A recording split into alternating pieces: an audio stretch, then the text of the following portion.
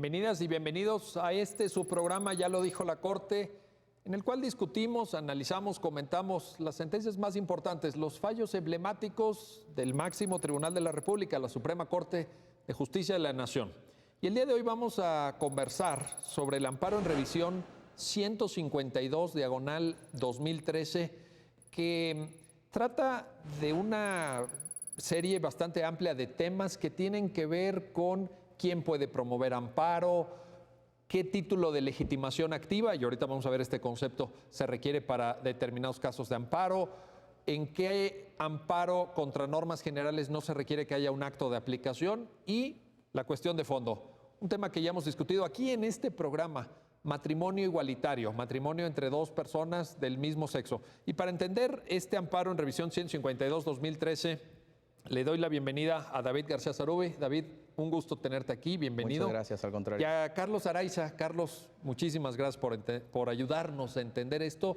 Y si te parece, David, empezamos contigo. ¿Por qué no nos cuentas cuál fue el planteamiento del caso?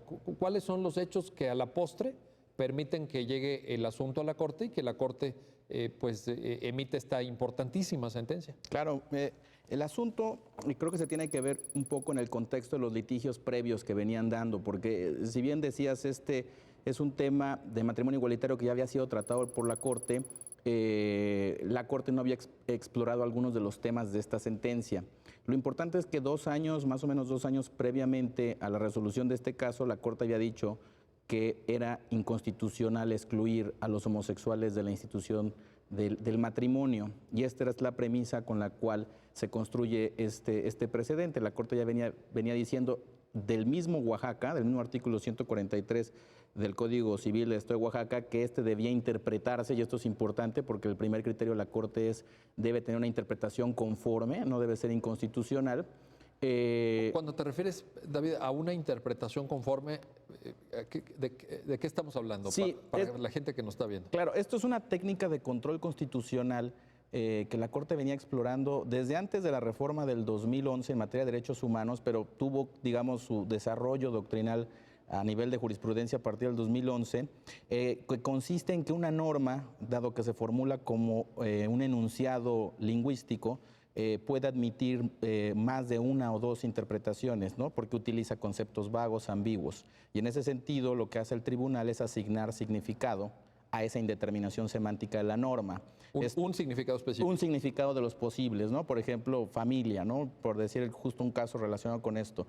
La familia está protegida en el artículo 4 de la Constitución y uno debería de entender por familia qué, una familia nuclear o una familia más amplia, ¿no? Entonces esto es un buen ejemplo de interpretación conforme. Dicho esto, justo la Corte, 2 años antes de este caso, había dicho que cuando los códigos civiles establecían más bien que el matrimonio era una unión entre un hombre y una mujer, esto debía entenderse en el sentido de que no excluía a las parejas homosexuales. Y esto, digamos, era una doctrina ya establecida. Dicho esto, es como surge este litigio que trató de probar no el criterio de la Corte sobre la constitucionalidad de la exclusión de los homosexuales, sino probar lo que yo denominaría la justiciabilidad de la Constitución por lo que respecta a la cláusula no discriminación en un aspecto distinto al del matrimonio, que es cómo proyecta mensajes las normas en la sociedad.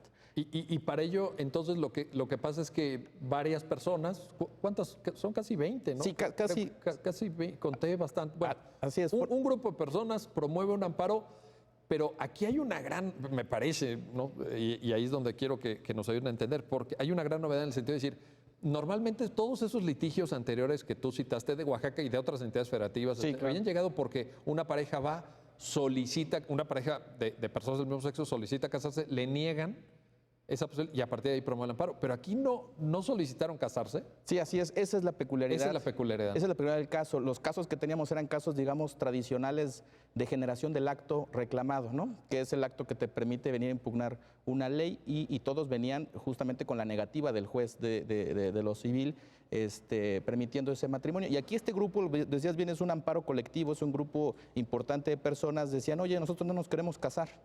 Todavía, o por lo menos todavía. Todavía, ¿no? O no lo hemos decidido, ¿verdad? No lo hemos decidido y por tanto no hemos acudido ante un juez, ¿no? Pero tenemos la condición de exclusión de la norma y consideramos que sin el acto de aplicación, esto es inconstitucional. La gran pregunta de fondo es, ¿esto es justiciable? ¿Esto puede ser conocido por un juez? Esa es como la pregunta, y creo que es lo que el litigio estratégico que ellos plantearon, es lo que intentaba preguntarle a la Corte, ¿no? ¿Cuáles son los alcances de esta justiciabilidad de la Constitución por lo que respecta a normas que no han sido aplicadas, pero que generan una afectación comunicativa, dice la Corte, ¿no? Valorativa, expresiva? Y ese va a ser la cuestión de fondo a la que vamos a regresar enseguida. Carlos Araiza, a ver, esto que nos está platicando David activa en el marco de la sentencia una reflexión que hace la Corte sobre interés jurídico, interés legítimo e interés simple. No cabe ninguna duda de que si ellos hubieran ido y hubieran solicitado casarse ante la posible, seguramente muy probable negativa del juez del registro civil, ellos hubieran promovido un amparo y se les hubiera acreditado su interés jurídico. Pero al no haber esta solicitud, se tiene que trabajar con interés legítimo. Y ahí viene la reflexión de la Corte en la sentencia. ¿Qué nos puedes decir al respecto? De hecho, bueno, esta fue una de las particularidades presentes, como comentaba David, del asunto, porque, bueno, tenemos una situación también fáctica.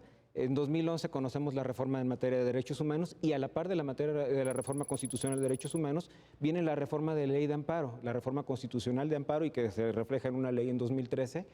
Y bueno, esta reforma constitucional en materia de amparo trae la particularidad de que introduce una forma de interés que no habíamos visto en el juicio de amparo de manera previa, la habíamos visto en los juicios contenciosos por lo regular, que es este interés legítimo que se denominaba, en el que se permite que personas que no son titulares de un derecho subjetivo, pero que hay un derecho de manera objetiva y que este derecho se puede afectar, puedan acudir ante algún órgano jurisdiccional. Y esto era lo que veíamos muy comúnmente, insisto, en justicia contencioso. Pero pues el legislador y el constituyente se dan cuenta de que ya tenía otro tipo de implicaciones y que esto obligaba también a un reconocimiento a nivel juicio de amparo en protección constitucional para incluir este tipo de interés. Entonces, se introduce con la reforma de materia de amparo a nivel constitucional el interés legítimo. Cabe precisar que este reconocimiento que se hace a nivel constitucional está en principio referido al amparo indirecto. Tenemos dos juicios de amparos, directo e indirecto.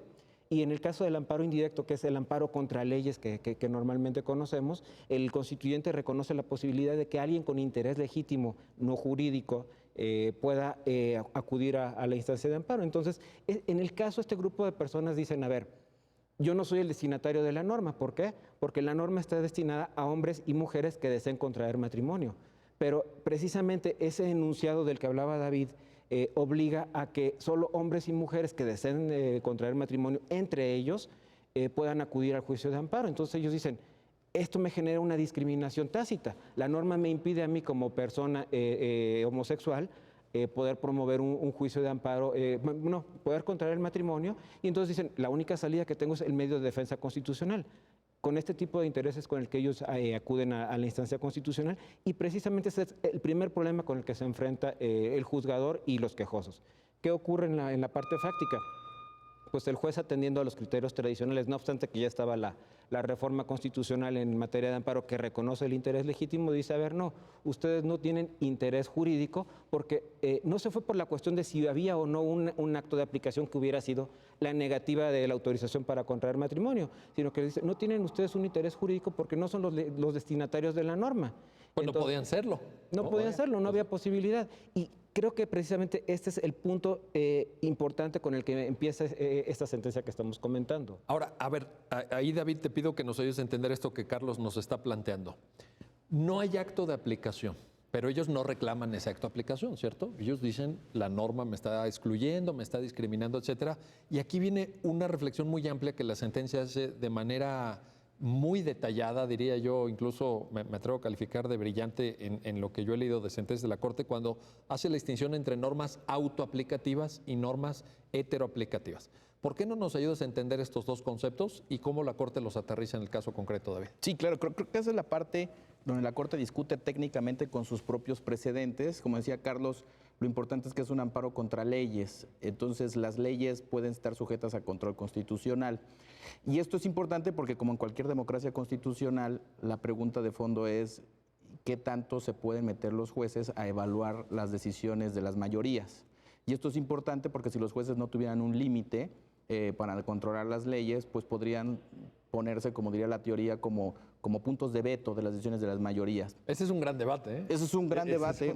Y la Corte lo discute en la sentencia cuando dice, tú vienes por un reclamo de estigmatización, pero si yo no lo compatibilizo con mi jurisprudencia tradicional, puedo caer en el peligro de colapsar el interés legítimo en el interés simple.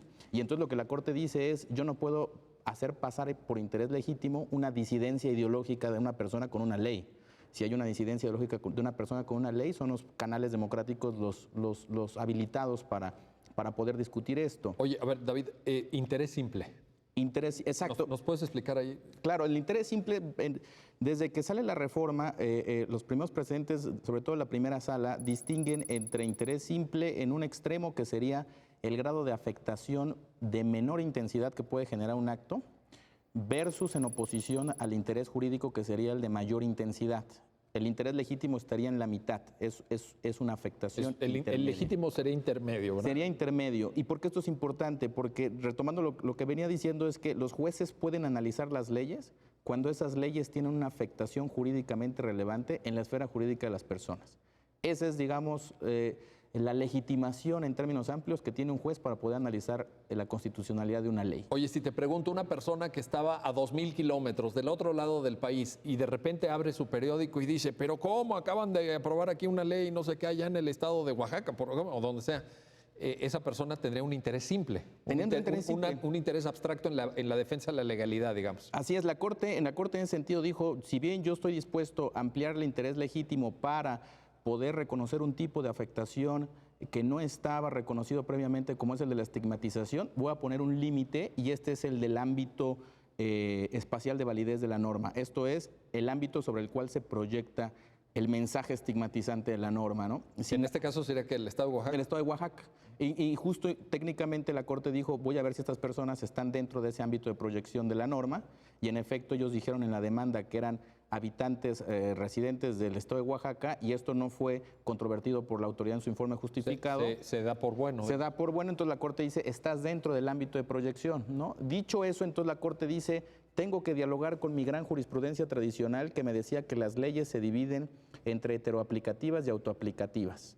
Este es un concepto que se venía, digamos, construyendo desde antes de la reforma del 2011, me atrevería a decir desde antes de la octava época. Hay un precedente de quinta época. Desde la quinta época, donde todavía no se utilizaba propiamente la terminología de ahora, sino que se hablaba de leyes autoejecutables y leyes que requerían un acto de aplicación. Leyes, ¿no?, que tuvieran un principio de ejecución. Un principio de ejecución. Esa famosa sentencia de la quinta época. De la quinta época, y la Corte vino refinando los criterios hasta que en algún momento hizo la doctrina y dijo, hay normas heteroaplicativas y autoaplicativas. Más allá del nombre, esto quiere decir algo muy sencillo.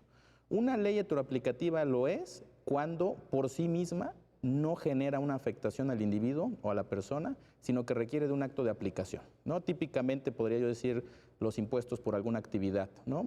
Pagas un impuesto si vendes tu casa, entonces pues hasta que vendas tu casa... En el momento en que vendes la casa... se genera la afectación, ¿no? Entonces una norma heteroaplicativa es una intuición muy básica. Oye, sale la ley que me pide que pague un impuesto muy alto, tengo razones para preocuparme, pero jurídicamente será relevante en la medida en que venda una casa y tengo una casa para venderla. Estas son las normas heteroaplicativas. Las normas autoaplicativas son aquellas que no requieren este acto de aplicación. Desde el momento en que se publican, estos ya generan consecuencias jurídicas, ¿no? Y aquí es donde la Corte dice, si tú tienes normas autoaplicativas, estas pueden ser impugnadas, pueden ser combatidas en sede de control constitucional desde el momento en que son publicadas. Pero si es una norma heteroaplicativa, tienes que esperarte hasta el acto de aplicación, ¿no? La Corte tampoco es que lo haya inventado, está recogiendo la regulación del juicio de amparo en la parte que regula los plazos, donde dice la ley de amparo, puedes impugnarlo 15 días después de publicado o posterior a su acto de aplicación, y la Corte dice esto se explica porque son heteroaplicativas y autoaplicativas. El tema que dice la Corte es que esta construcción conceptual tuvo como premisa siempre el interés jurídico. Y ese interés jurídico tiene a su vez como base la idea de un derecho subjetivo. O sea, Pero entonces estamos hablando de quinta, sexta, séptima, octava época, pero y novena, obviamente, pero ya ahorita entonces tú dices, toda esa construcción conceptual basada, la distinción que acabas de hacer, en el interés jurídico, ahorita se tiene que complementar, ¿no? Se tiene que complementar. Ahí la Corte tenía una disyuntiva. A ver, el juicio de amparo es un juicio que se construye bajo referentes individualistas, me atrevería a decir de manera simplona, en el sentido que está construido para impugnar actos que afecten derechos individuales muy precisos, derechos subjetivos. A lo mejor es porque viene del siglo XIX y en esa época pues así estaba. Así estaba pensado la sustantividad de los derechos constitucionales. En el 2011 se reconoce el interés legítimo, pero a la vez que ya venían reconociendo derechos sociales, derechos colectivos. Entonces, lo que dice la Corte es, con este nuevo bagaje de conceptos de justicia constitucional, ¿qué hago con las categorías conceptuales que yo tenía desde la quinta época? Y la disyuntiva es, o los echo a la basura, o construyo nuevos, o adapto las que ya tengo bajo nuevas premisas. Y esta es la posición que adopta la Corte. Voy a mantener la construcción conceptual, pero la voy a adaptar a las nuevas premisas del interés legítimo. Y esto es lo que permite entender que normas típicamente heteroaplicativas, como son las del matrimonio, pues no le afecta una norma que regula el matrimonio hasta que uno no se quiere casar. Pues sí, exactamente. Muy buen ejemplo. ¿No? Muy buen ejemplo. Son típicamente normas heteroaplicativas, sin embargo, pueden ser cuestionadas en su constitucionalidad antes del acto de aplicación. Y todo esto en el marco de la reforma de derechos humanos de 2011, porque creo que también es un marco, digo, el propio tema de la no discriminación, los deberes y obligaciones de las autoridades, es decir, todo esto nos está dando una nueva luz sobre el juicio de amparo. Sí, de hecho es lo que llamamos el nuevo paradigma, ¿no? A partir de la reforma. Qué bien dicho. La nueva visión que como juzgadores, como sociedad debemos de tener, no solo fue un cambio de derechos humanos, fue un cambio también procesal. De nada nos servía la parte sustantiva donde incorporamos, por virtud del artículo primero, toda una serie de instrumentos jurídicos a los instrumentos nacionales, si no teníamos un medio de protección para hacer valer esos derechos. Pero van de la mano las dos cosas. Exacto, es la parte sustantiva y la parte procesal. Tengo un derecho y tengo un medio que me permite hacer valer ese derecho. Y creo que precisamente la idea de que las dos reformas que me parecen trascendentales a nivel constitucional salieran de la mano era precisamente no dejar manco el sistema jurídico con tienes tu derecho, pero pues no tienes forma de hacerlo valer, ¿no? Bueno, vamos a hacer una pausa, David, Carlos, vamos a regresar enseguida y les voy a preguntar sobre esta idea de la estigmatización. Normas que estigmatizan a las personas, normas que de alguna forma le ponen un sello, una etiqueta, y que es una etiqueta, como la propia Corte lo dijo, violatoria de derechos humanos, en este caso del principio de igualdad y no discriminación. Pero eso lo platicamos regresando de la pausa. No se vayan, estamos en su programa, ya lo dijo la Corte, analizando el amparo en revisión 152, diagonal 2013, y todo este planteamiento novedoso que, como ya nuestros invitados nos lo están explicando, supone configurar un nuevo paradigma, una nueva forma de entender muchas cosas desde el punto de vista jurídico, desde el punto de vista social, desde el punto de vista del papel de los tribunales. No se vayan, regresamos enseguida.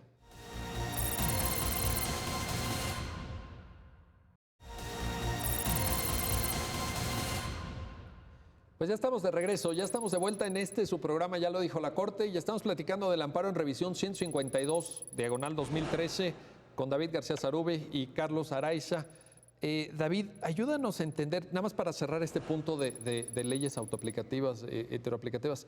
Había por ahí un concepto de individualización incondicionada, algo así que había construido históricamente la Corte y que en esta sentencia se reflexiona sobre ese concepto. ¿Nos puedes explicar qué significa? Sí, claro, y creo que ese es justo el punto, que el concepto de individualización incondicionada es la consecuencia de entender que hay normas autoaplicativas que afectan interés jurídico, ¿no?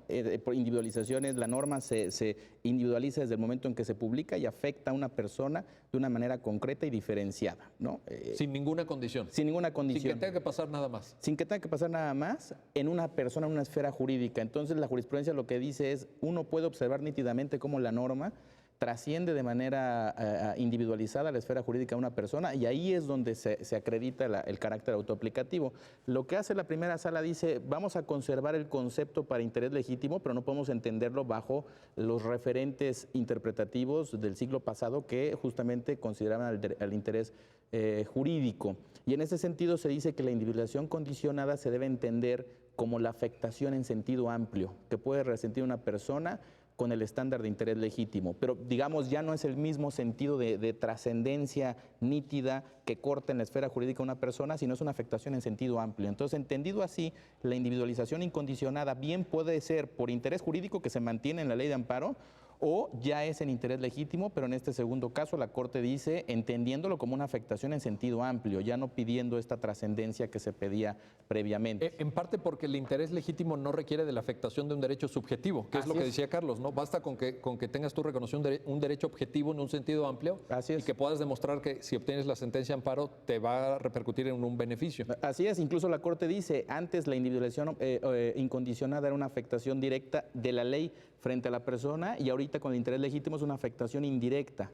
Y entonces esto ya te indica pues que la ley no trasciende a tu esfera jurídica de la misma manera y esto es un cambio importante para ampliar, por eso dice la Corte, con este concepto, digamos, el cajoncito de las leyes autoaplicativas se amplía exponencialmente en relación a las heteroaplicativas, ¿no? Hay por ahí un concepto también interesante y me pareció muy novedoso cuando la sentencia habla de la irradiación colateral, ¿no? Colateral, sí. Eso la Corte lo venían ya trabajando precedentes previos cuando exploraba qué quería decir interés legítimo en oposición a interés jurídico y decía, bueno, no puede ser que la ley te afecte uno a uno la ley con la persona, sino el interés legítimo es suficiente que se acredite que la ley afecta indirectamente. Y entonces la Corte dice, a ver, actualmente en una sociedad postindustrial, las leyes regulan una serie de actividades de muchas maneras y uno resiente los efectos de la ley no solo de manera directa, sino de una manera indirecta. Uno va a algún lugar donde hay un permiso, ese permiso no pertenece al cliente, digamos de algún establecimiento mercantil, pero las condiciones del ejercicio de ese permiso del establecimiento mercantil impactan en las condiciones en las que uno va a consumir ciertas cosas. O una licencia de construcción. Una licencia de construcción. El caso, por ejemplo, que había explorado la Corte era justamente unos parques ahí para hacer deporte en la que los papás de los menores venían diciendo que le quitaron el permiso, el municipio se los quitó al deportivo y que al quitarles ese permiso los niños ya no podían ir a disfrutar de las actividades deportivas. Entonces la Corte dice, ahí se observa cómo es una irradiación colateral, ¿no? De manera un poco metafórica, pero la idea no es una condición trascendente, individualizada, pero sí es una afectación jurídicamente relevante de manera indirecta. Y con estos elementos la Corte dice voy a mantener el concepto de individualización incondicionada. Oye, Carlos, entremos ahora, hemos hecho una reflexión en esta primera parte del programa sobre las condiciones para que estas personas puedan tener acceso a esa defensa a través del juicio de amparo, pero quizá valga la pena ya empezar a entrar al fondo. Hay un debate en la sentencia sobre el concepto de estigmatización, el concepto de discriminación por estigmatización. La Corte afirma que las normas jurídicas estigmatizan, que le ponen una especie de etiqueta, una especie de sello a las personas y que si ese sello resulta violatorio de derechos humanos puede suponer en algunos casos incluso una discriminación. ¿Cómo entender este concepto? Claro, bueno, la estigmatización es el marcar, la norma, decíamos, es un enunciado y como enunciado pues trae un sujeto. Entonces, en principio ese sujeto es al que se refiere la norma. Pero cuando el legislador utiliza ciertas fórmulas, ciertos conceptos que excluyen de manera expresa o de manera tácita a otro tipo de sujetos dentro de ese enunciado, entonces se genera una estigmatización, una marca a ese grupo o esas personas que están excluidas. Aquí, como reflexión, por ejemplo, te referiría, hay precedentes ya de segunda sala también en los que se aborda indirectamente este tema y se ha dicho, a ver, el legislador está obligado a utilizar palabras neutras al momento de construir la norma. ¿Por qué? Porque fueron asuntos de seguridad social que se analizó relacionados con la obligación o los derechos que se tenían para que parejas de carácter heterosexual pudieran acceder a seguridad social. Y las normas estaban estructuradas con hombre, mujer, trabajador, trabajadora, beneficiario, beneficiaria. Entonces, la Corte cuando analiza esto dice, a ver, no, estas fórmulas acaban generando una exclusión. Si, por ejemplo, la norma habla de hombre-mujer, como era el caso de la norma de Oaxaca, pues entonces, al referirse al matrimonio, esto impedía de manera tácita que una pareja de hombre-hombre o una pareja de mujer-mujer pudieran acceder a la figura del matrimonio. Entonces, la estigmatización no tiene que ser expresa. puede ser de las dos maneras. Una exclusión tácita entraría en... Que aquí era tácita, ese es el caso que se analiza y es donde dicen, bueno, precisamente esta situación genera una afectación a todo aquel que no se encuentra dentro de este supuesto, pero puede ser también una afectación, una referencia de manera expresa en donde diga las personas de estas características o este tipo de personas de manera expresa tendrán o no tendrán este derecho. Y bueno, creo que en ese tipo de situaciones todavía es mucho más clara la afectación que se puede generar directamente. Aquí creo que también uno de los temas que vale mucho la pena incorporar es precisamente cómo se ve la evolución del juicio de amparo. El juicio de amparo tenía un principio que vemos con el que seguramente todos estudiamos, reconocido, que era el de agravio personal y directo. Claro. Y exacto. con este criterio, pues damos un paso más y decimos, no, ya agravio personal y directo no, porque eso era entendible en el contexto de interés jurídico. Pero al incorporarse el interés legítimo dentro de la normativa de amparo, el agravio personal y directo ya no es un principio tal cual. El proyecto propiamente de la sentencia dice, puede darse un agravio personal e indirecto. E indirecto. Esa es una cosa novedosa. Así es. Es bastante novedoso. Oye, David, vamos a entrar en esta lógica que Carlos nos platicaba un poquito al fondo. El artículo 143 entonces del Código Civil de Oaxaca, al establecer esta definición de matrimonio, hombre y mujer con fines procreativos también, porque hay una determinación legislativa de los fines del matrimonio, hace una exclusión tácita, por ejemplo, de parejas homosexuales y también de parejas heterosexuales que se casen no con fines reproductivos. Sí. Ahí hay una discusión sobre inclusión, infrainclusión, etcétera. Pero me gustaría preguntarte sobre la metodología del control de constitucionalidad. Es decir, toda esta construcción que hace la sentencia, basada en otros precedentes, naturalmente, de categoría sospechosa, escrutinio estricto. ¿Por qué no nos compartes claro. ahí un comentario? Sí, esa es la parte de la sentencia que ya entra al fondo y retoma el concepto que decía Carlos de estigmatización. Y la estigmatización supone, digamos, de construir las normas en dos partes, dice la Corte. Las normas típicamente tienen una parte dispositiva, que yo creo que es lo que todos estudiamos en la universidad. Si hay una hipótesis, a esta se le atribuyen ciertas consecuencias y es la parte dispositiva de una norma. Pero las normas, dice la Corte, también tienen una parte valorativa. Y esta parte valorativa, propiamente hablando, no es un mecanismo de aplicación de consecuencias normativas, sino que esa parte valorativa es el juicio de valor sobre el cual se sustenta la parte dispositiva, ¿no? Oye, ¿juicio de valor o de disvalor? Yo diría. O de disvalor. Porque al excluir, al segregar, al discriminar, también estás infravalorando. Estás infravalorando y eso es lo que dice la Corte, que es lo que va a someter al escrutinio constitucional y es donde es relevante el tema metodológico.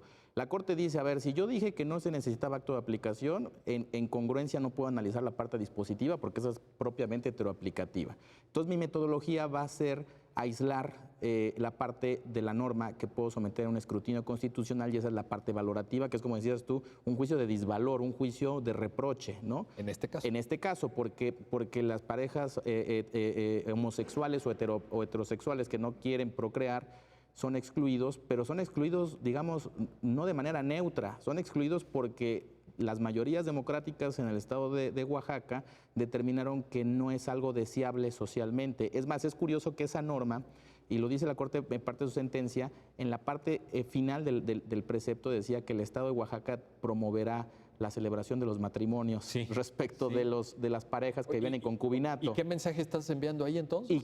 Exactamente, si uno ve esa parte de la norma y uno nada más lo ve con los lentes de la parte dispositiva, uno diría es una norma programática, es una norma que le aconseja al gobierno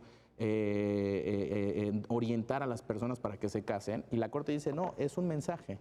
Y ese mensaje no sería jurídicamente relevante si no es que utilizara por detrás una categoría sospechosa, que esa es justamente tu pregunta. La Corte dice, a ver, las normas tienen parte valorativa y eso está muy bien, pero si hay un artículo primero o quinto párrafo de la Constitución que establece ciertas categorías que la doctrina internacional y la doctrina nacional ha incorporado también como categorías sospechosas, ¿qué son categorías sospechosas?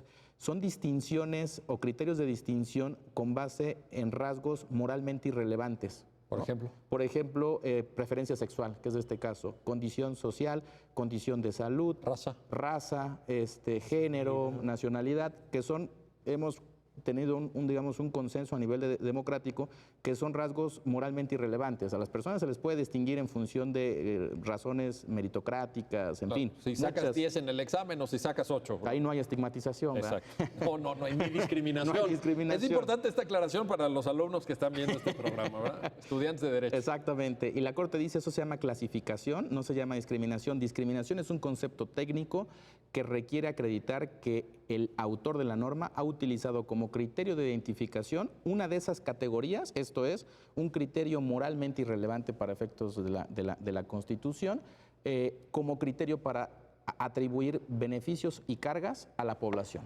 Y entonces ahí es donde la Corte dice, voy a extraer esto. Y entonces aquí la Corte es muy clara en decir, no es oposición ideológica, es estigmatización, sí y solo sí. Se llega a acreditar que la norma utiliza ese criterio o esa categoría sospechosa como elemento de distribución de cargas y beneficios.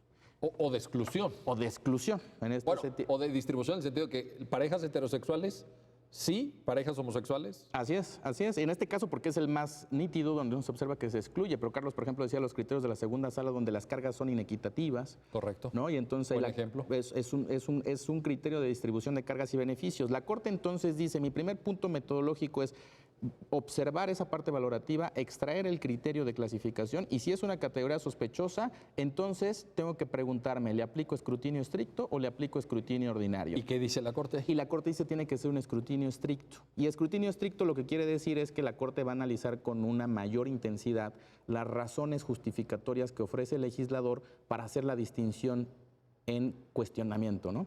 Pero casi, y recupero una expresión muy atinada de la sentencia, se da cuando ya estás en presencia de escrutinio estricto por el uso que el legislador hace de una categoría sospechosa, se invierte esa famosa presunción de constitucionalidad. Así es. Y es al revés, ¿no? Así es justo, es muy importante porque veníamos platicando al inicio qué tanto entran los jueces a analizar lo que deciden las mayorías a través de las leyes. Y si bien hay un primer punto de deben entrar por interés legítimo, al menos para que no entren con interés simple, el segundo punto es, y juez, cuando analices la ley, considera que hay una presunción de constitucionalidad. Esto es, ausencia de buenas razones, no declares la inconstitucionalidad de la ley. Y en escrutinio estricto, como decías, es justo al revés. Yo presupongo que la ley es inconstitucional por utilizar una de las categorías que son sospechosas. Si un legislador usa preferencia sexual para distinguir a una persona de otra, ahí de entrada, foco rojo, digamos. Foco rojo. O amarillo, no sé, foco rojo, amarillo, ¿cómo le diríamos, no? Sí, un amarillo llegado a rojo. Sí. Un amarillo cargado a rojo, ¿no? Un anaranjado más o menos. Anaranjado intenso. En principio no sería incorrecto hacer este tipo de distinciones, pero para que esto pueda llegar a ese resultado es justifíquemelo de una manera excepcional que de verdad me evidencie. El listón se pone muy alto, ¿no, Carlos? Sí, y hemos dicho también que necesita en este tipo de casos de categorías sospechosas motivación reforzada. No basta que me des una motivación ordinaria en donde me digas que lo hiciste así por esta situación. A ver, déjame entender esto entonces. El legislador puede utilizar una categoría sospechosa. No hay una prohibición total y absoluta. Así es. Pero lo tiene que justificar. Así es. Tiene una carga adicional cuando el legislador utiliza esta herramienta. Oye, Carlos, ¿y una carga qué tan fuerte? Pues es complicada, la verdad. Hay asuntos en los que logra librarla.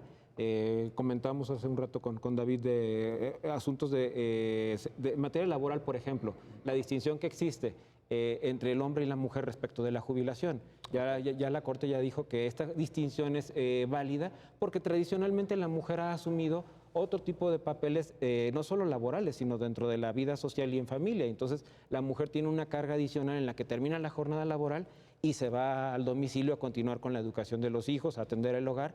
Y el hombre, por lo regular, en este modelo tradicional que conocíamos, pues no tenía esa carga. Entonces, esto justificaba que el legislador, a la hora de redactar la norma, dijera, bueno, la mujer se va a ir 2 o 3 años antes a descansar. Bueno, si trabajó con doble jornada, pues imagínate, ¿no? Hasta con triple jornada, ¿ves? Entonces, este es un ejemplo en el que vemos que el legislador utiliza una categoría sospechosa, que es el sexo, o el género, pero al final del día esta categoría logra librar el test de razonabilidad que se hace con un escrutinio mucho más estricto precisamente por haber utilizado esta herramienta. Oye, y por ejemplo, acciones afirmativas, ¿caerían en lo mismo? pueden estar en ese para lograr un esquema de igualdad sustancial Claro. y no una igualdad formal. Claro, e incluso en este caso de seguridad social, ese era uno de los temas que se abordó. Era relacionado a, bueno, es que ya hay una acción afirmativa y se ha tratado de procurar que la situación del hombre y la mujer en la parte laboral se homologue. Pero la realidad, y al menos la ejecutoria de ese asunto, lo que dice es, pues sí, pero seguimos todavía en ese momento, no hemos logrado dar el paso siguiente. Sí, ¿no? el modelo de igualdad entre hombre y mujer, que a lo mejor está en la Constitución, pues en la realidad no necesariamente se refleja, ¿verdad? Escrito se ve muy bien, pero pues es en el día a día en el que lo logramos materializar. ¿no? Escrito todos estamos de acuerdo. Sí, de acuerdo. No creo que haya nadie, ¿verdad?, que se oponga a eso, pero ya la parte práctica es Y, donde y creo las que acciones afirmativas pues, son medidas que también son de carácter temporal. Si se establecen de manera permanente, pierden su sentido e incluso generan una discriminación inversa. Entonces, precisamente cuando encontramos este tipo de herramientas en las que el legislador dice, bueno, voy a establecer una distinción basada en una categoría sospechosa, pues el legislador al momento de que utiliza esa herramienta ya sabe que si esa norma se somete a un control constitucional, la va a tener va a tener un tema muy complicado para poder el justificar. semáforo amarillo cargado. Anaranjado. No, anaranjado, ¿verdad? Anaranjado decíamos. Bueno, vamos a hacer una pausa. Déjenme hacer una pausa, David, Carlos. Y regresando, les quiero preguntar sobre algo extraordinariamente llamativo en la sentencia, que es un caso de Sonora. El Código Civil de Sonora en los años 30. Oigan esto, no se lo van a creer, yo tampoco, hasta que lo leí en esta fantástica sentencia de la Corte, decía que no se podía contraer matrimonio con individuos de raza china. Individuos de raza china, no se pueden casar. En el Estado de Sonora, 1930. Bueno, sobre esto regresamos. Estamos comentando en el amparo en revisión 152-2013. En este su programa, ya lo dijo la Corte. No se vayan, en unos minutos estamos con ustedes.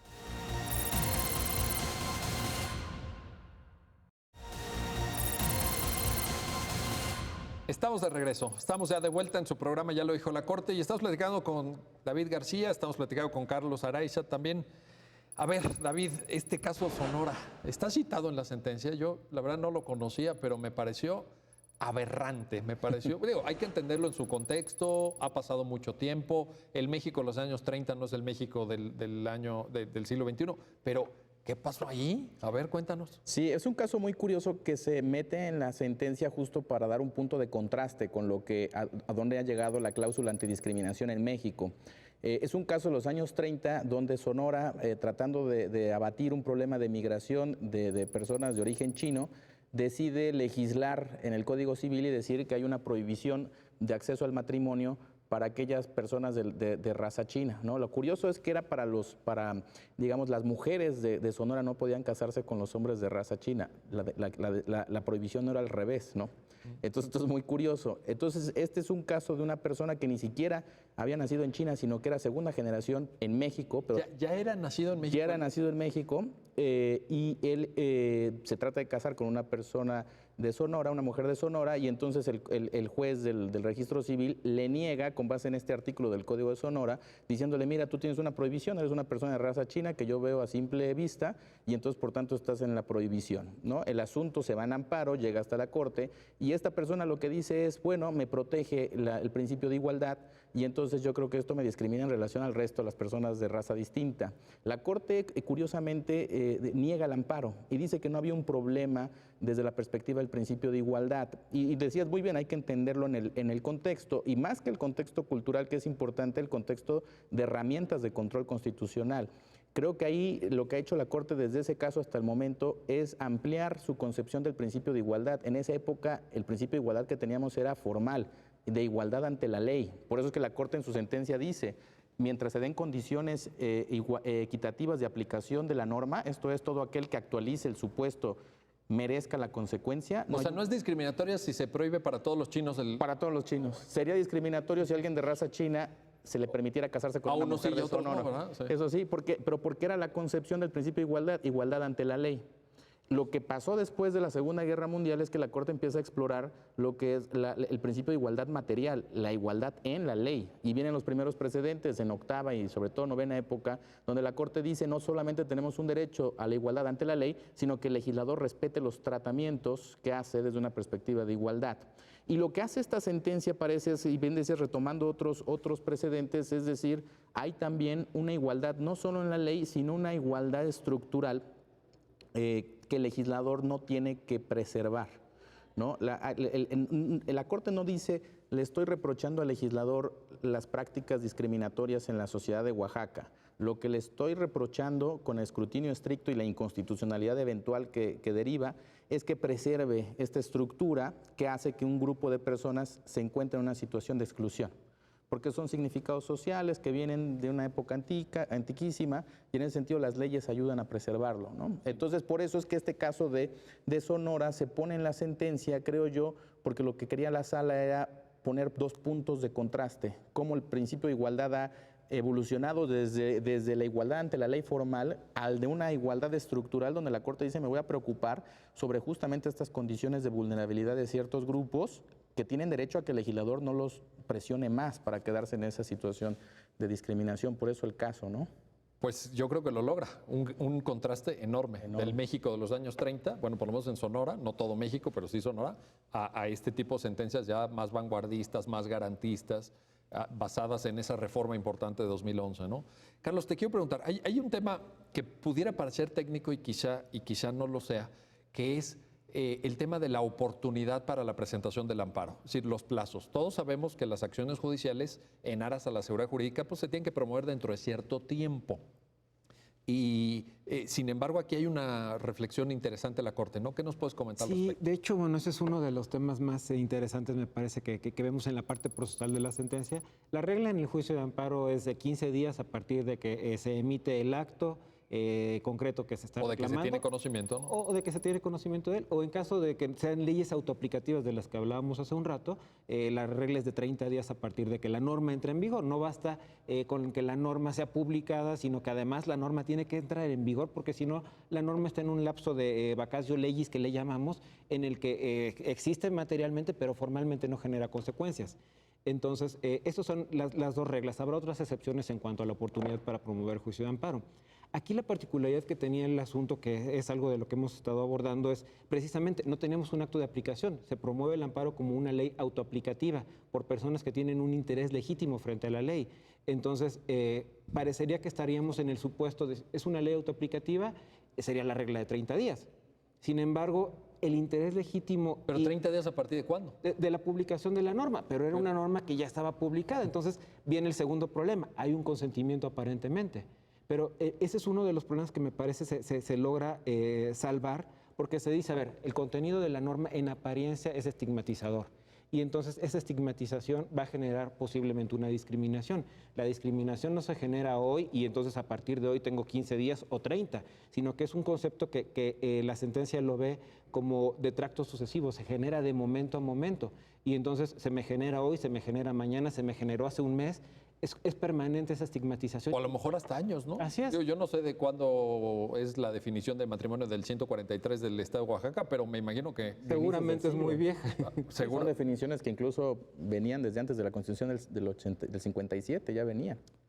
Bueno, estamos hablando, imagínate que le pidiéramos a las personas que nacieron hace 18 o 20 años, pues que se conformaran con esa discriminación que viene de... Nos obligaría a recién nacidos prácticamente que quien ejerza la patria potestad promueve un juicio de amparo en contra de esa norma por cualquier eventualidad. Sería absurdo, ¿no? Tienes toda la razón. Entonces, oye, a los 15 días de nacido. Sí, exacto. A los 15 días de nacido, ¿no? Comparecen los padres a promover el juicio en nombre del menor por si decide... Por si más adelante decide tener una preferencia sexual homosexual, ¿verdad? Que ya esté protegido, sí, amparado. Sería absurdo. ¿Verdad? Entonces, imagínate, ¿no? Bueno. Precisamente eso es uno de los... Ahora, esto es novedoso, ¿no, Carlos? Sí, muy novedoso.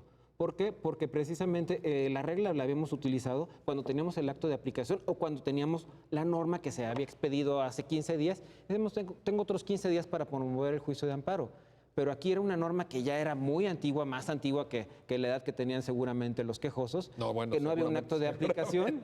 Sí. Y entonces, pues, si no se permite este tipo de criterios, también la realidad es que entonces se hubiera aceptado nada más la posibilidad de promover el amparo en contra de este tipo de normas con motivo del acto de aplicación. Correcto. Pero entonces estabas obligando a que estas personas decidieran o tomaran la decisión de ir y pedir casarse. Y que se lo negaran, porque la norma era lo que establecía prácticamente. Pero eso también supone Es decir, me parece que sigue evidenciando un trato discriminatorio y sigue evidenciando un modelo de familia y un modelo de protección constitucional que ya la Corte ha superado, ¿no? Incluso es, ¿para qué me obligas a ir a pedir algo que ya de entrada sé que me van a negar?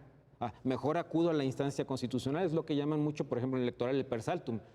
Evítame el problema de irme a la instancia local y resolver un problema y que no me va a llevar a nada, mejor me voy a la instancia constitucional y que se resuelva el problema de raíz, ¿no? Oye, y en ese sentido, hay, David, una reflexión también que me interesa mucho recuperar en la sentencia, en la parte en donde la sentencia dice, es que el derecho al matrimonio es un derecho a otros derechos, sino, porque alguien podría decir, bueno, pues vayan y cásense o vayan y pidan, pero hay también una representación del derecho como algo que va en lo expresivo, por supuesto, hay una concepción del matrimonio como algo expresivo, nosotros expresamos públicamente esta relación afectiva que tenemos, etcétera, pero también beneficios materiales, ¿no? Sí, totalmente, y por eso es que la sentencia es muy enfática, creo, en decir, lo que me interesa de la estigmatización como objeto de control constitucional es la repercusión que esto tiene en la vida jurídica de esas personas. El hecho de que el matrimonio haga una exclusión de personas homosexuales no solamente quiere decir que teóricamente la mayoría piensa que esto es incorrecto, sino que diseña instituciones que impactan negativamente en estas personas excluidas. Entonces, por ejemplo, la Corte hace un recuento de los beneficios fiscales que se pueden tener si unas personas están casadas, porque entonces se considera una masa común y, en fin, hay una serie de beneficios. Si uno accede al matrimonio, por ejemplo, de seguridad social, sobre todo, las leyes de seguridad social, migratorios, de herencias, en fin, parece que el matrimonio es una especie de institución que se conecta con otra serie de beneficios. Y lo que la Corte dice es, esto es reflejo del tipo de afectación que uno tiene cuando se le estigmatiza, ¿no? Así se construyen los estereotipos, dice la Corte, es comúnmente el legislador regula una institución, se implementa y esa implementación en la vida diaria empieza a tener repercusiones. Y por eso es que creo que la Corte lo vincula con lo del daño continuo. Es donde se demuestra, cada vez que esa norma se está aplicando, continuamente las personas son recordadas que son de una ciudadanía de segunda. Es lo que dice la Corte, por eso dice que es continuo. La Corte incluso es un poco precisa en decir, la estigmatización es algo, digamos, tan objetivo y palpable y reprochable constitucionalmente, que este es, digamos, de tracto sucesivo y son de las pocas veces en que voy a reconocer este tipo de daños. Incluso recuerdo otro caso que se resuelve después de este, donde la Corte dijo, como en aquel caso, aquí también creo que hay una afectación continua, que es el de las leyes penales que penalizan la búsqueda de información y afecta libertad de expresión, dice la Corte. Las normas penales también son típicamente heteroaplicativas porque hasta que uno no comete el ilícito, claro, uno no tiene la aplicación de la norma. Y sin embargo la Corte dijo que hay normas penales que cuando penalizan el discurso, estas generan una afectación autoaplicativa y estas tampoco se sujetan a las reglas típicas. Pero la Corte menciona a este precedente del 152 en aquel otro precedente y dice, estos son los dos casos excepcionales que hasta ahorita, puede ser que haya otros después, pero hasta ahorita he encontrado que tienen una entidad tal para las precondiciones de la democracia que la justiciabilidad va a ser mucho más amplia, ¿no? En este sentido. Está abriendo camino, pues. Ya está abriendo camino, efectivamente. Oye, Carlos, a ver, si el legislador de Oaxaca dijera de pronto, bueno, yo no estoy de acuerdo con que se casen las parejas homosexuales, pero voy a crear una figura que no le vamos a llamar matrimonio, vamos a ver cómo le llamamos, pero le vamos a dar los mismos derechos.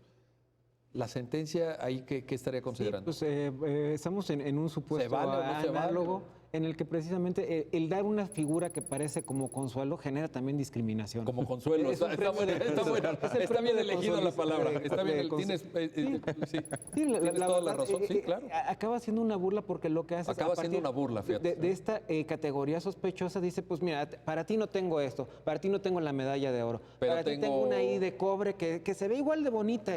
La verdad... Te vamos a subir al podio, ahí va a estar, ¿no? Y te vas a tomar la foto, pero no va a ser igual que la del primer lugar. No, precisamente si estamos considerando que estamos en una sociedad inclusiva, en la que todos somos iguales, con independencia de las diferencias que en lo particular podamos tener entre nosotros, pero sustantivamente, decíamos, de manera formal, el principio de igualdad impera de manera homóloga, pues entonces no me tienes por qué dar una figura que trata de suplir algo que me puedes dar reconociéndolo de manera plena. Y bueno, esto también se construye a partir precisamente de un pronunciamiento que hizo el Pleno de la Corte respecto de los modelos de familia. La Corte ya había previamente analizado que el artículo 4 constitucional reconoce el modelo de familia de manera más amplia, en el que yo puedo estar casado con una mujer, con un hombre, tener hijos, no tenerlos, estar viviendo con mi abuelo, con mi padre, y ese es el modelo de familia que se reconoce constitucionalmente. El modelo de familia, Carlos, si no entiendo mal, es un modelo que tiene que mirar la realidad social. Así no es un modelo ideal de papá, mamá, hijos, sino, o la familia nuclear. Así es. Trata precisamente este criterio que estableció el Pleno de reconocer todas las posibilidades que se pueden dar dentro de una familia, las variantes. No decir, no, tienen que ser padre, madre e hijos. No, eso es un modelo impuesto que trató de permear en algún momento, de regir, pero que no quiere decir que necesariamente es el que constitucionalmente se reconoce. Y entonces, a partir de esto se dice, pues bueno, si estás estableciendo un reconocimiento, una familia de manera amplia, y la familia precisamente es uno de los elementos que está relacionado para la construcción social, entonces el matrimonio consiste o es un elemento fundamental para la construcción de la familia. Y entonces no me vengas con que el matrimonio está condicionado a que tienen que ser personas de sexo diferente. Esto permite más bien lo contrario, que el modelo de familia amplio permita también modelos de familia en el que sean homosexuales. Entonces, creo que precisamente... O en el que la preferencia sexual no se tome en cuenta, exacto, sencillamente, ¿no? Justo, yo creo que sería incluso lo más correcto, es decir, somos personas. A partir de que somos personas, me interesa poco la condición o la preferencia sexual que tengas. Lo que interesa es que, tradicionalmente incluso hemos dicho, el matrimonio es un contrato. ¿Por qué para un contrato de arrendamiento no me pones una calidad específica de género, de sexo? Solo Porque pueden no es alquilar la necesario. casa a las mujeres, ¿no? Sí, sería absurdo. Sería absurdo. Si vemos el matrimonio como un contrato que al final del día es lo que en realidad subyace, pues es limitativo el decir tiene que ser un hombre y una mujer. No, puede ser dos personas, basta que tengan capacidad jurídica en realidad. Sí, no, esa parte sí. Oye, David, no quiero que se termine el programa, ya estamos casi llegando al final, sin preguntarte esto, los efectos de la sentencia. Okay, ya Carlos nos está dando una pista, el amparo se otorga, y se otorga por estas razones que hemos discutido, pero ¿cómo se construye la parte de los efectos? Sí, esa parte fue muy interesante, es muy interesante en la sentencia porque trata de dar cabida a lo que al inicio de la sentencia se había dicho. El interés legítimo es una afectación objetiva, real, actual, identificable, que es jurídicamente relevante y que genera que en caso que se otorgue el amparo, la persona afectada va a poder obtener un beneficio. ¿Esto qué quiere decir? Que si analizado el fondo uno observa que la inconstitucionalidad de la norma no va a redundar en un beneficio jurídico, entonces nunca se debió haber admitido ese juicio de amparo, o sea, era correcto el sobreseimiento. Entonces, en esta parte había que buscar un beneficio jurídicamente palpable, igualmente objetivo, igualmente real, actual. Lo que dice la Corte es, sin embargo, al no existir un acto de aplicación, no hay ningún acto que yo pueda revocar o dejar sin efectos. Lo que tengo es la ley. Y la Corte aquí dice dos cosas. A ver, si la afectación que yo vi es de estigmatización y es valorativa, esto quiere decir que lo que estoy declarando inconstitucional es el mensaje que proyecta el legislador sobre esa sociedad. La inconstitucionalidad va a tener los siguientes efectos. Uno, una reivindicación hacia el quejoso en el sentido de que se reconozca que hay una afectación a su discriminación y la Corte dice esto en sí mismo es reparador, una primera parte, pero otra también que voy a impedir que ese mensaje se proyecte en tu contra. Y entonces la Corte dice, vinculo al legislador y a todas las autoridades en el estado de Oaxaca para que se abstengan de reproducir ese mensaje en contra del quejoso, entendiendo que el estado de Oaxaca, y lo decíamos al inicio, es el ámbito de proyección del mensaje discriminatorio. A todas las autoridades. A todas las autoridades. La orden que la Corte da es... A todas. Y ahí cita la Corte una tesis del Pleno de novena época donde se dice que en los efectos del amparo uno puede vincular a autoridades distintas a la señalada como responsable. Para efectos de la ejecución, sobre todo el fallo. Así es. Y entonces la Corte lo que dice ahí es, no me importa mucho que que el legislador modifique esto, pero lo que me interesa es que ese mensaje no sea reproducido por las autoridades que naturalmente están llamadas a aplicarla. Y entonces le da ese efecto. Otro efecto muy importante, tiene que ver con lo primero que decía, es que la sentencia es en sí misma reivindicatoria, porque este precedente también es relevante en cuanto que la Corte cambia su criterio de interpretación conforme del que estábamos hablando al inicio. Los precedentes previos, la Corte había concluido que si bien había un vicio de inconstitucionalidad en la exclusión de las personas homosexuales, ese vicio se salvaba con una interpretación conforme que ya habíamos dicho, es interpretar la norma en el sentido que es acorde a la Constitución y excluir la interpretación opuesta. En este caso dice la Corte, ya no puedo mantener ese criterio y entonces voy a superar mi propio criterio y voy a decir que la norma ya es inconstitucional, no admite interpretación conforme. Pero esta era una obligación, una conclusión obligada si es que la Corte estaba diciendo que lo que es inconstitucional es el mensaje, porque la interpretación conforme lo que hacía era preservar el mensaje. Sí, te decías, y se salva, digamos, la interpretación conforme salvaba la norma. Salvaba. Y aquí lo que dicen es, exclúyanme la parte que son dos porciones normativas. Son dos porciones normativas y esto no hace contradictorio a la doctrina de la Corte. Lo que la Corte había analizado en los precedentes anteriores es la parte dispositiva. Esta parte de la norma que tiene una hipótesis y una consecuencia. ¿Para qué vienen los quejosos cuando sí se quieren casar y reciben una negativa? Pues vienen porque se quieren casar. Entonces el efecto del amparo es para que se les permita la inaplicación de la norma en un acto concreto y para el futuro. Si aquí lo que vienen pidiendo los quejosos es que no se les estigmatice, entonces la Corte dice, entonces aquí estoy analizando la parte valorativa, pero esto me lleva a declarar la inconstitucionalidad también de ese vehículo del mensaje del legislador, y entonces ese es otro elemento de los efectos de la sentencia. Es el primer precedente donde la Corte declara inconstitucional este tipo de normas, lo que después va a llevar a la repetición de estos precedentes de inconstitucionalidad en otros casos, ya que la Corte emitiera esta jurisprudencia temática, ¿no? Estas jurisprudencias temáticas donde la Corte dice, con independencia del código donde se encuentren, estas normas con estas características siempre van a ser inconstitucionales. Pero tiene como antecedente este precedente donde dice, no hay manera de salvar la inconstitucionalidad del mensaje que está proyectando el dispositivo. Bueno, pues ya lo ven, David García Zarubi, muchas gracias, Carlos Araiza, muchas gracias por ayudarnos a entender esto, que yo creo que lo que nos están contando es que hay un precedente de enorme importancia, muy novedoso, que replantea una serie de cosas, interés legítimo, efectos estigmatizantes de las normas, criterios valorativos.